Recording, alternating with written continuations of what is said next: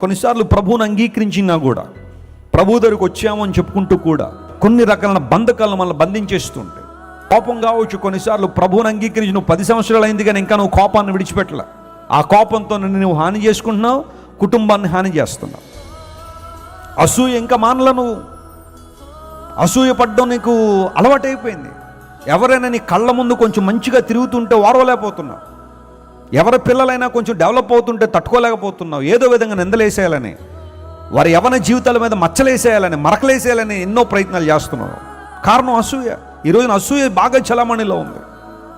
మంచిగా ఉన్న వాళ్ళని చూసి ఓర్వలేకపోతున్నారు. భార్యాభర్తలు ఉంటారు, కొంతమంది చక్కగా ఆనందంగా చూస్తే కొంతమంది ఓర్వలేరు. వారిద్దరి మధ్య ఎలాగైనా గొడవలు పెట్టాలని ఆలోచన.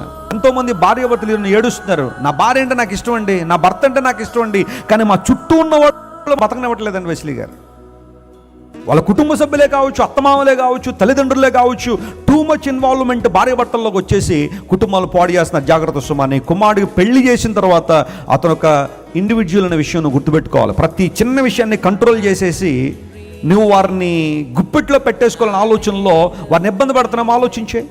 నీ స్వార్థంతో ఇతరుల జీవితాలను ఎప్పుడు ఇబ్బంది పెట్టద్దు. బందికానలో ఉన్నావా? అసూయ, స్వార్థము, సంకుచిత స్వభావం, నేను ఒక్కడనే బాగుంటే చాలు, నా కుటుంబం బాగుంటే చాలు, దానికోసం ఎవడెలా పోయినా పర్వాలేదన్న ఆలోచన ఇలా ఉందా?